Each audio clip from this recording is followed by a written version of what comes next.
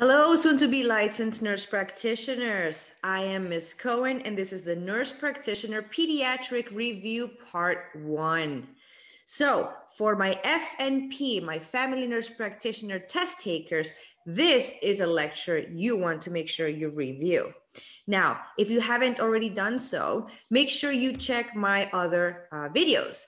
I have the Cohen review, which gives you access to all the systems review, regardless if you're taking the FNP, adult gero, or the acute care. I present to you topics that will be covered in all the exams. So my reviews, the Cohen review, it's good for all exams. But let's get started. I want to talk to you about pediatric review. This is part 1, where we're going to talk about newborns, all right? It's a big lecture, but heads up, it's not that difficult. So a lot of slides, a lot of information, but a lot of it can be common sense, especially if you are already a parent and you have had children, you'll be able to relate. But let me show you what we're going to discuss.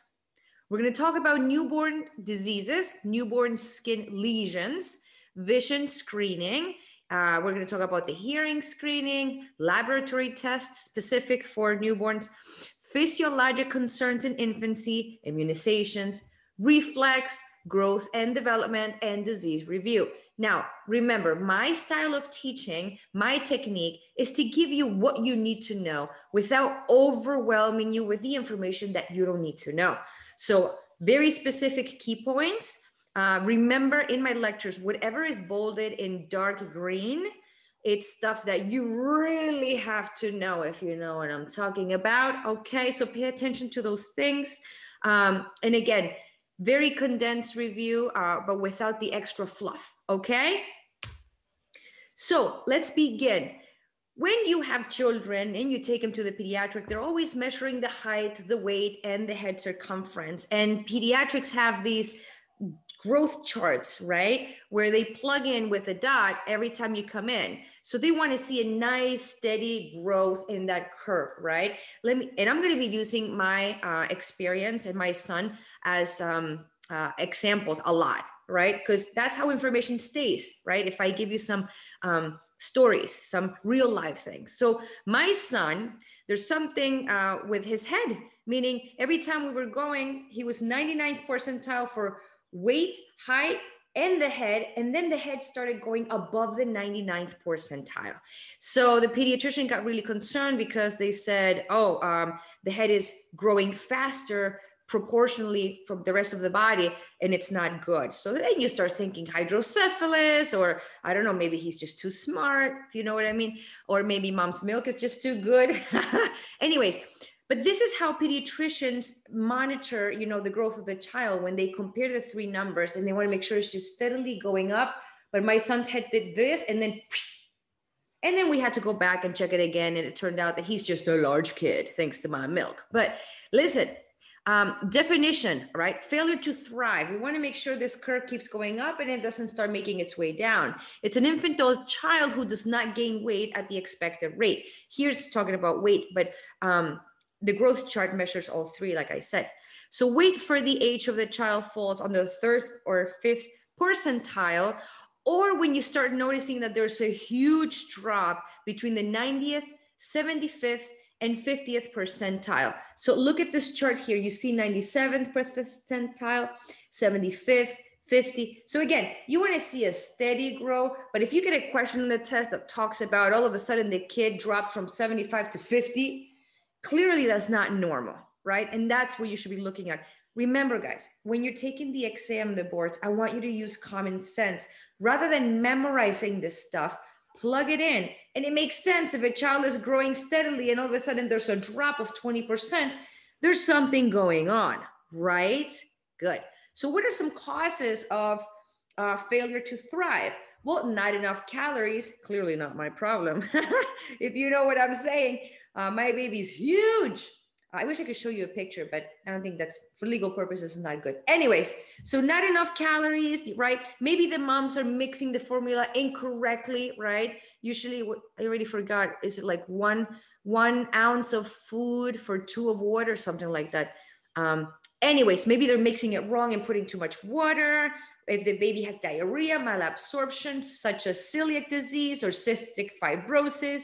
They may have food allergies that gives them the runs, and then they're dehydrated, which we're going to talk about. If there's poor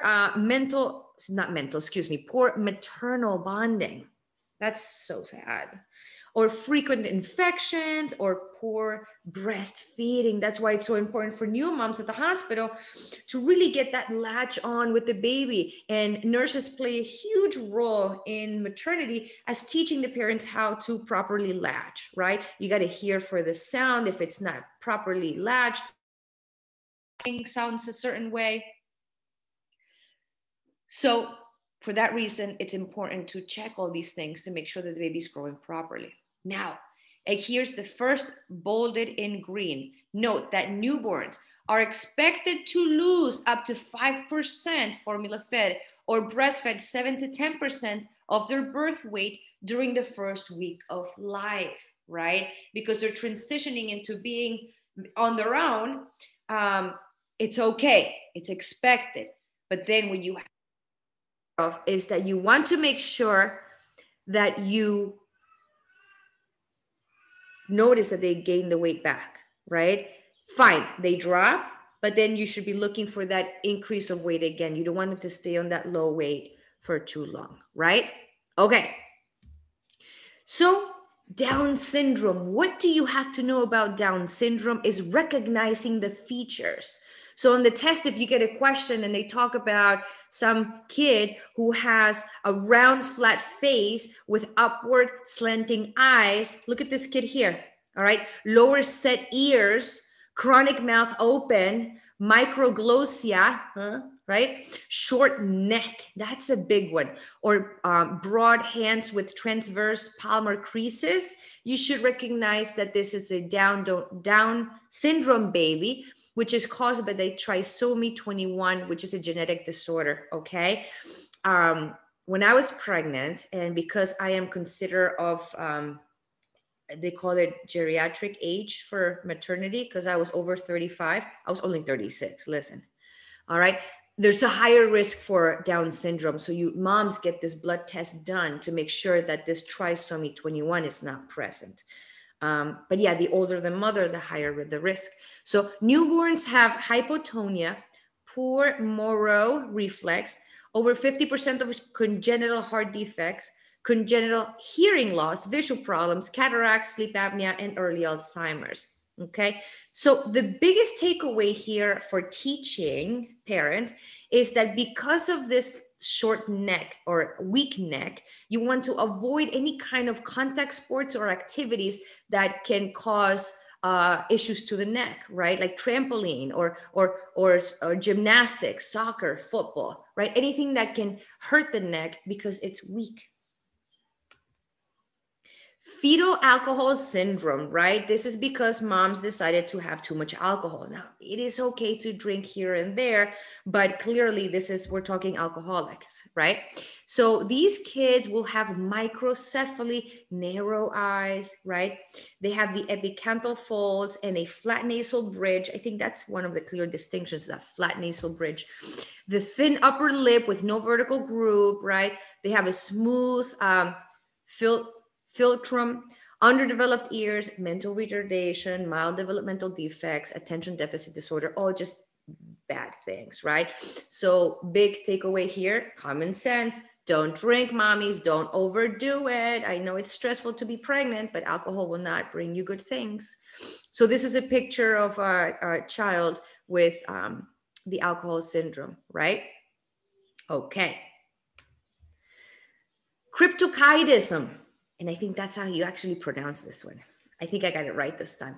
I messed it up. Cryptocytism, undescended testicles. It's okay, right? One or both of the testicles do not fall into the abdomen, from the abdomen into the scrotum at the very beginning. So remember, the best thing is to check these kids in the warm weather, because if not, the testicles kind of like rise, right? Because they want to keep warm. It's like the testicles are fascinating. Let me tell you, they have their own system regulation of temperature. I know you know this from male health. So when the baby is cold, it's like the testicles will get closer together and kind of bundle up. And then if they're hot, they kind of like relax and let go. Fascinating, right? Remember that sperm likes it at a certain temperature? I'm telling you. Anyways, so examine the baby, preferably in a warm room or after a bath when things are relaxed and descended. What you really need to know is that this can cause an increased risk of testicular cancer, especially if the testicles are not removed from the abdomen. If they fail to descend right after the first year of life, you're just going to have to fix it. Okay? Orchiopexy is necessary within the first year of life. Gonococcal, ophthalmia, neonatorum, something like that. Right? It's an infection transmitted by the contact of the eyes with the infected genital secretions. Now, you know when babies are born, you were there as a just RN when you did your maternity rotation, right? Babies have the shiny eyes from the antibiotic they put to prevent these things, right? This happens from delivery. So that's why they protect the baby's eyes right after delivery. They do it prophylactically. It can cause blindness.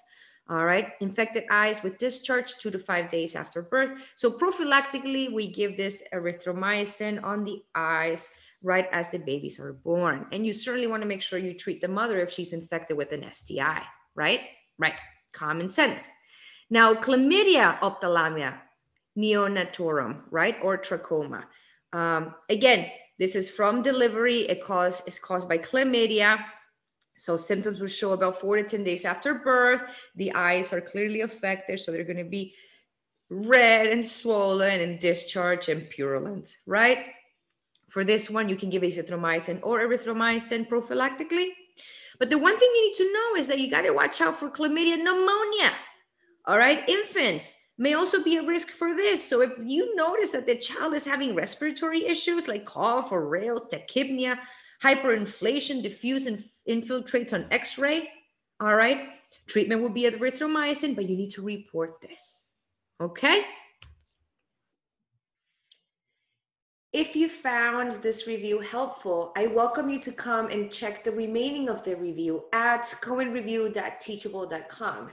In this website, you'll find other reviews that I have uploaded covering many systems reviews with the purpose of helping you study and pass your boards. In addition to the reviews, I also offer one-on-one coaching. So if you're not sure if you're ready to take the exam or not, come and shoot me an email. Let's talk about it. I'll set up a one-on-one meeting where I get to assess your readiness to take the boards, and I can give you some kind of study guide into what your weaknesses are and your strengths are, and we can talk in more detail so I can better guide you into studying for the nurse practitioner boards. So best of luck with your studies, and if you have any questions, feel free to email me at shiracohen@gmail.com. Good luck.